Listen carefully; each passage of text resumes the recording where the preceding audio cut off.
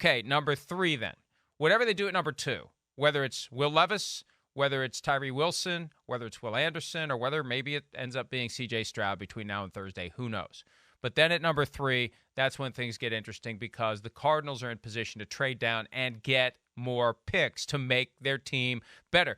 Daniel Jeremiah said last week, he's the guy who was the successor to Mike Mayock as the NFL media draft expert. He said it somewhat reluctantly. The Cardinals are the worst roster right now in the NFL, and there aren't many people that would argue for that. It's not exactly a hot take to say the Cardinals are currently the worst roster. Here's GM Money Ossenfort from last week talking about his expectation that he's going to get phone calls for that number 3 pick.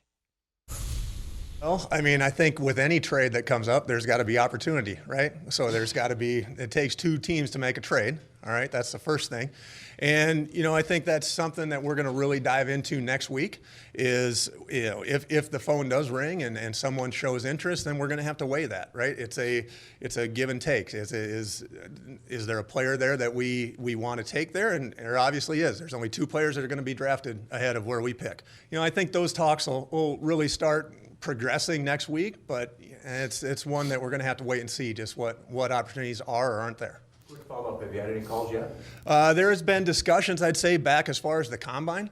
It's pretty preliminary back then. It started to pick up here, and I would say it's going to continue to pick up as we get closer to next Thursday night. Well, I keep watching that index finger on his left hand. It's like the needle on a lie detector. Like, how much is it rattling as he speaks? Come on. He should have kept that hand out of view because I'm sitting there, I'm watching it wiggle, and I'm thinking, well, what's that mean? What's that mean as to the truthfulness of what he's saying now that we have bought into the idea, as pushed by Chris Ballard, that everybody's lying? So they're in a great spot. They're in a great spot. I think they'll have an opportunity. There'll be a team drafting behind the Colts who are clearly in the quarterback market. A team drafting behind the Colts try to jump up and make that move and make it happen and go get the quarterback before the Colts can do it. If they play it the right way, the Cardinals can come out of this with a lot. And I think back to 1998. This is not widely remembered because it was a long time ago, and I'm not even sure I'm remembering it correctly, but I think I am. The Cardinals held the 2nd overall pick that year. They did a flip-flop with the Chargers, so the Chargers could get into the Ryan Leaf or Peyton Manning draft position. We didn't know with clarity who the Colts were going to take, but the Chargers wanted to be in a position to take whoever was left. There was a flip-flop with the Cardinals and the Chargers in the run-up to the draft to allow the Chargers to do that. Right. So same idea here. Yeah. You could have the Cardinals move out of that spot and someone else come up and say, sorry, Chris Ballard, we're taking your quarterback. Oh, no doubt. It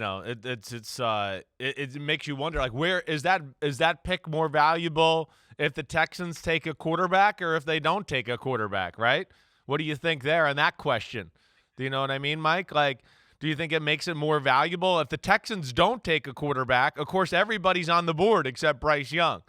If the Texans do take Will Levis, of course, now there's Bryce Young and Will Levis off the board to where it might make a team a little more antsy, like, uh-oh, we got to get one right now. I don't know. What's your gut there on what makes it more valuable? If there's all the quarterbacks on the board minus Bryce Young, or if Levis and Bryce Young are off the board and now we're dwindling down the path here?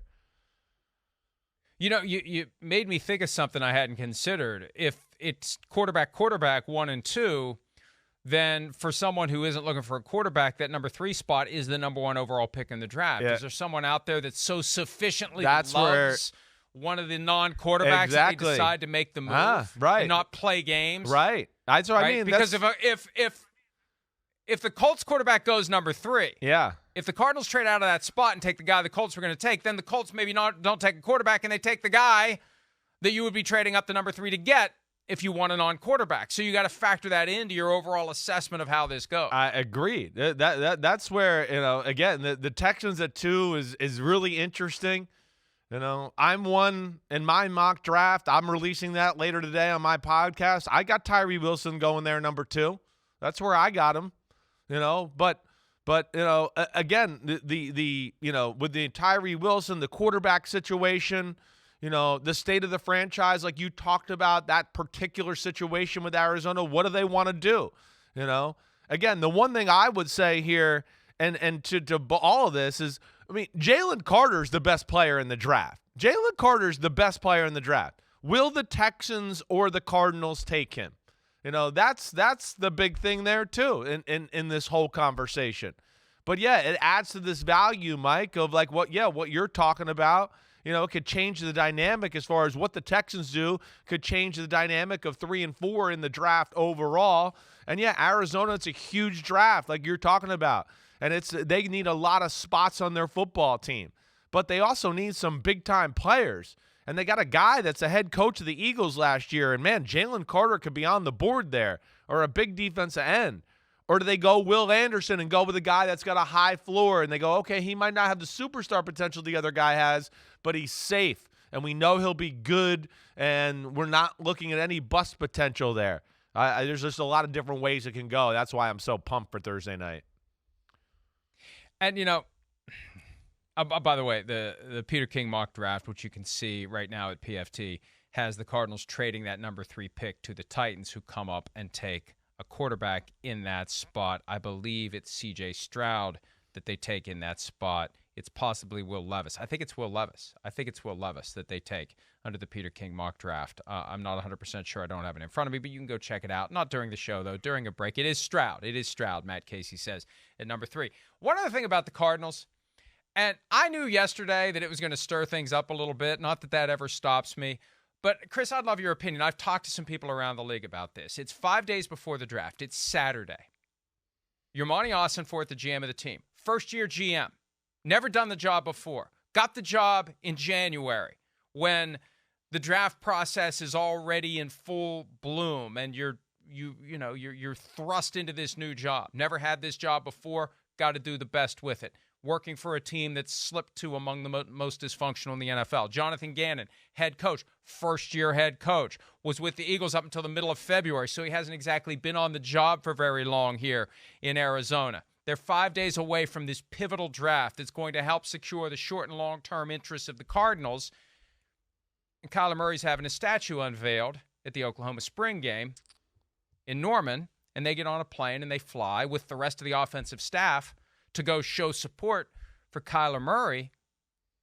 Could you imagine Bill Belichick doing that 5 days before the draft? Could you imagine any successful GM or head coach pulling the plug on draft preparations 5 days before to go fly to some statue unveiling in order to let the quarterback know that they support him? I think the quarterback would understand. I'd like to think the quarterback would understand.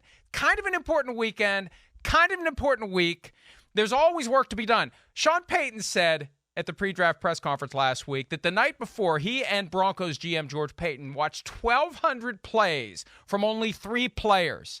There's plenty of work to be done. I don't care if you think you're done, you're not done. If you think you're done and ready 5 days before the draft, you're deluding yourself. There is still work to be done. And then there's the question of, how does this look? It doesn't look good to just shut it down and fly to Oklahoma on Saturday. Again, you can see where I come down on this, but I've talked to people around the league who are like, are they serious? Are you're wait, this isn't fake. This is real? You're telling me they actually left the facility 5 days before the draft? And it's and I guess it's heartening to see that there actually are Cardinals fans because they want to push back against it. It's like, folks, you should be upset about this. You shouldn't be defending them. You should be upset that 5 days before the draft, they took off for something they didn't need to go to. Well, listen, there's a lot to talk about here. First off, Kyler Murray, it's a new staff, everything like that. They want to support him. The organization's been a little shaky in supporting him. At least as far as, dating back to last year with the contract, provisions and all that. So they want to support their guy who is the, marquee player in their franchise. I'm not mad at that. Mike, there's like... You know how you support him? Draft good players. Well, okay. That's how you support him. But see, I mean, most of the NFL didn't work Saturday and Sunday this weekend. I mean, I know that. I was texting with people everywhere. So it's the work's done.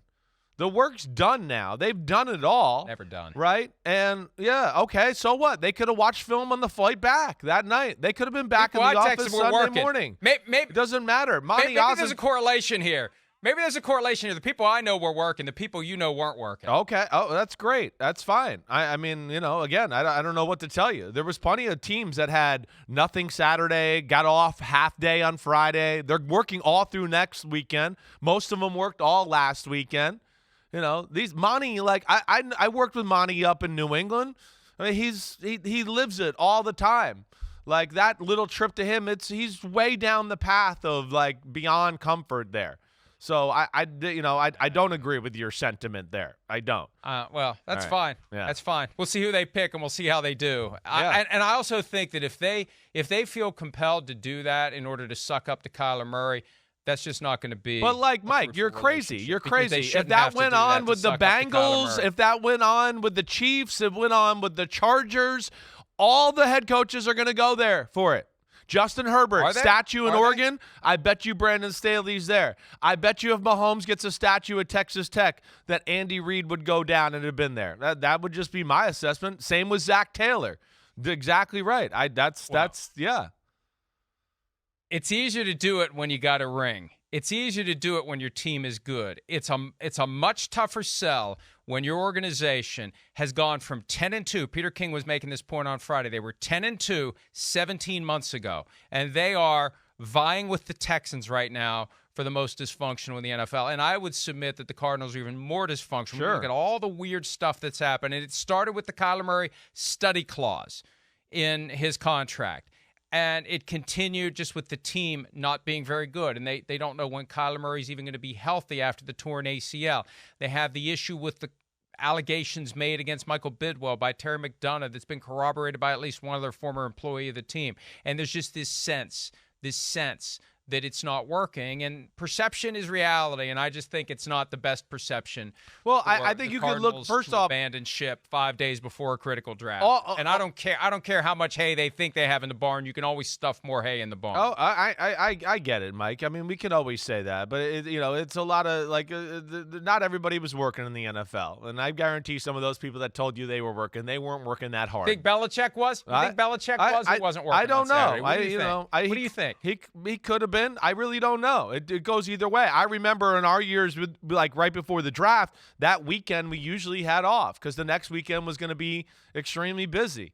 Now whether he's in there doing it, I don't know. And he's a different animal. You're right. So I don't know. Yeah. But also, I give my writers Labor Day weekend off. Do you think I don't work on Labor Day weekend? I don't know. I don't know. What are you doing? Work? Are you writing a book or are you actually working? I don't know. I'm not sure. I do both. Okay. I do both. Okay. Well, you could be more hay in the barn. Stop writing the book. There's more hay in the barn. Stop. You're wasting your time writing the book. There's more stories in the NFL to be written about. I didn't have to fly. I didn't have to fly to Oklahoma to do it. It's my 2 hours. They also have Wi-Fi on flights, and private planes have film and everything. They got all these things. No diamond-encrusted toilet seat, but they got all the stuff you need. And how do you know it doesn't cause more issues? First off, all the problems you talked about were the last regime. So they're trying to make sure things are smooth and get going. Like, I also could see Mike Florio in a past life if there was no Cardinal representation there, for Kyler Murray at the ceremony. You'd go, what the hell? Why is nobody there to support the guy? Who cares? I don't know. Don't get me started on this. First of all, I don't think anybody who's still alive should ever have a statue. I think the whole idea of giving someone who is still alive a statue is friggin' ridiculous. And I also think there's way too many statues. You have to have lived a very special life, or you have to have died in service to the country or something like that to get a statue. I don't disagree with you there. Deify human beings. Okay? So don't get me started on the whole statue bullshit. All right. There should be very few statues anywhere, and a lot of the ones that are out there probably shouldn't be up anymore. That's a different issue altogether. So, no, this idea that just because you win a Heisman Trophy at Oklahoma, there's this garden of statues out there, that's ridiculous to me. And they do it like at some of these other big-time college programs, too. The guy's still alive, no statue. That's a simple litmus test that I think you and I can agree on. Hi, it's Mike Florio. Thanks for watching PFT on YouTube. Hit subscribe for the latest news and analysis from Pro Football Talk.